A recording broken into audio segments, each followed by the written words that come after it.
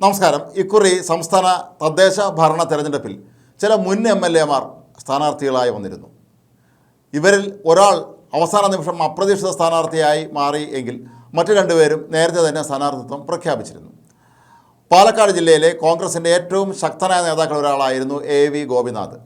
പെരിങ്ങോട്ടുകുറിശി എന്ന പഞ്ചായത്ത് അദ്ദേഹത്തിൻ്റെ ഏതാണ്ട് സ്വന്തം വക പോലെ തന്നെയായിരുന്നു എന്ന് പറയാം. കാരണം അവിടെ എല്ലാ കാര്യങ്ങളും തീരുമാനിച്ചിരുന്നത് AV ഗോപിനാഥ് തന്നെയായിരുന്നു. അദ്ദേഹത്തിൻ്റെ സ്ഥാനാർത്ഥികൾ മാത്രം അവിടെ ജയിക്കുകയും ഗോപിനാഥിൻ്റെ ശിഷ്യന്മാർ, ഗോപിയേട്ടൻ എന്നവർ വിളിക്കുന്ന ഗോപിയേട്ടൻ്റെ ശിഷ്യന്മാരെല്ലാവരും കൂടെ ചേർന്ന് പഞ്ചായത്ത് ഭരിക്കുകയും ചെയ്യുന്നൊരവസ്ഥയാണ് ഉണ്ടായിരുന്നത്. അദ്ദേഹം കോൺഗ്രസുമായി തെറ്റിപ്പിരിഞ്ഞു. അദ്ദേഹം DCC പ്രസിഡൻ്റായിരുന്നു, 1991 MLA ആയിരുന്നു.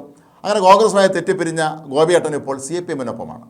ഏതായാലും ഇക്കുറി അദ്ദേഹം പതിവ് പോലെ പെരിങ്ങോട്ടുകുറിശി പിടിക്കാൻ വേണ്ടി രംഗത്തിറങ്ങിയെങ്കിലും ദയനീയമായി തോറ്റു തുന്നം പാടുകയായിരുന്നു. ഇവരിൽ പലരും കാലം മാറിയത് അറിഞ്ഞില്ലേ എന്നാണ് നമ്മൾ സ്വാഭാവികമായും സംശയിക്കേണ്ടത്. ഈ കൂട്ടത്തിൽ ജയിച്ച ഒരു മുൻ MLA കൂടിയുണ്ട്. അത് KC രാജഗോപാലാണ്. ഇദ്ദേഹം പത്തനംതിട്ട ജില്ലയിലെ പ്രമുഖനായ CPM നേതാവായിരുന്നു. ഇദ്ദേഹം 2006 ആറന്മുള നിന്ന് വിജയിക്കുകയും ചെയ്തിട്ടുണ്ടായിരുന്നു. അങ്ങനെ ഒരു തവണ MLA ആയിരുന്ന KC രാജഗോപാലാണ് ഇത്തവണ മെഴുവേലി പഞ്ചായത്തിൽ മത്സരിച്ചത്. അദ്ദേഹം വിജയിച്ചിരിക്കുന്നു. ഒരുപക്ഷെ അദ്ദേഹം പ്രസിഡന്റ് ആകുമായിരിക്കും. നേരത്തെ അദ്ദേഹം പഞ്ചായത്ത് പ്രസിഡന്റ് ആയിരുന്നിട്ടുമുണ്ട്. അപ്പോൾ ഒരാൾ തോക്കി ഒരാൾ ജയിക്കുകയും ചെയ്തു. ഇനിയാണ് ഒരു മുൻ MLA-യുടെ റീ എൻട്രി. അത് മറ്റാരുമല്ല, സാക്ഷാൽ EM അഗസ്തി. ഇടുക്കി ജില്ലയിലെ പ്രമുഖനായ കോൺഗ്രസ് നേതാവായിരുന്നു. ഇടുക്കി ജില്ലാ സഹകരണ ബാങ്ക് പ്രസിഡന്റ്, ഇടുക്കി DCC പ്രസിഡന്റായിരുന്നു. 3 തവണ MLA ആയിരുന്നു. 2 തവണ ഉടുമ്പൻചോലയിൽ നിന്നും 1 തവണ പീരുമേട്ടിൽ നിന്നും വിജയിച്ച MLA ആയ വ്യക്തിയാണ് അദ്ദേഹം.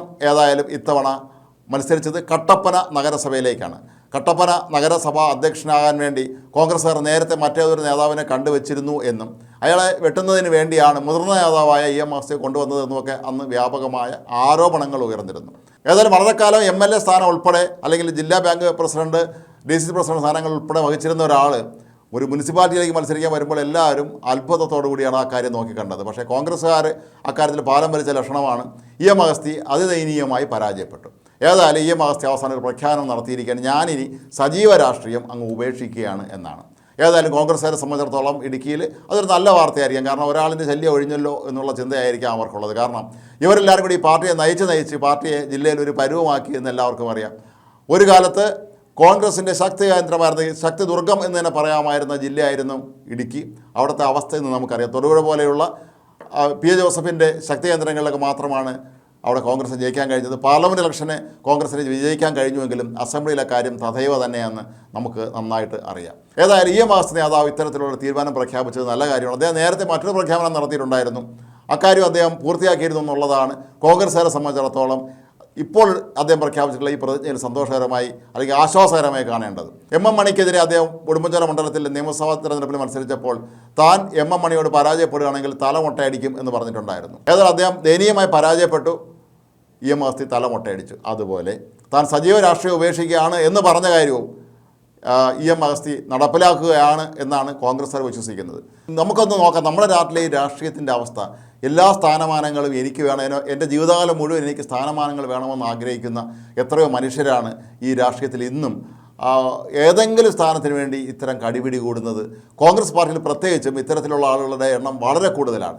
പലപ്പോഴും ഗ്രൂപ്പുകളുടെ ഭാഗമായിട്ട് അതല്ലെങ്കിൽ മറ്റാരെങ്കിലും വെട്ടിമാറ്റുന്നതിൻ്റെയൊക്കെ ഭാഗമായിട്ടാണ് ഇത്തരം നേതാക്കൾ പെട്ടെന്ന് അവതരിക്കുന്നത്. അങ്ങനെ ഉള്ള സീറ്റും കൂടെ കൊണ്ട് കളയുന്ന ഒരു രീതിയാണ് കോൺഗ്രസിന് പൊതുവെ ഉള്ളത്. ഇക്കുറി UDF-ന് വളരെ തിളക്കമാർന്ന വിജയമാണ് തദ്ദേശ ഭരണ തെരഞ്ഞെടുപ്പിൽ നേടാൻ കഴിഞ്ഞതെങ്കിൽ പോലും കോൺഗ്രസിന് നല്ല സ്ഥാനാർത്ഥികളെ കളത്തിലിറക്കിയിരുന്നെങ്കിൽ, നല്ല പുതിയ തലമുറയിൽപ്പെട്ട ആളുകൾ ഇറക്കിയിരുന്നെങ്കിൽ ഇനിയും എത്രയോ സീറ്റുകൾ നേടാൻ കഴിയുമായിരുന്നു എന്നുള്ളതിൻ്റെ ഏറ്റവും വലിയ ഉദാഹരണമായി മാറുകയാണ് ഏതായാലും ഈ ഒരു മുൻ MLA-യുടെ തോൽവിയും തുടർന്നുള്ള അദ്ദേഹത്തിൻ്റെ പ്രഖ്യാപനവും. പിന്നെ ഈ നേതാക്കന്മാരുടെയൊക്കെ പ്രഖ്യാപനങ്ങൾ നമുക്കറിയാം. ഇവരുടെയൊക്കെ വാക്കും പഴയ ചാക്കും ഒന്നുപോലെയാണ്. ഞാൻ രാഷ്ട്രീയം സന്യസിക്കാൻ പോകുന്നത് പറയുന്ന പലരും പിന്നീട് 4 ദിവസം കഴിയുമ്പോൾ തിരികെ എത്തുന്നത് നമ്മൾ കണ്ടിട്ടുണ്ട്. ഏതായാലും മണിയാശാനോട് തോറ്റപ്പോൾ തലമുട്ടയടിച്ചതുപോലെ EM അഗസ്തി ഇക്കാര്യത്തിലും അദ്ദേഹത്തിൻ്റെ വാക്ക് പാലിക്കും എന്ന് തന്നെയാണ് ഇടുക്കിയിലെ കോൺഗ്രസ്സുകാർ ആശ്വാസത്തോടു കൂടി കാത്തിരിക്കുന്നത് എന്ന് തന്നെ പറയേണ്ടി വരും.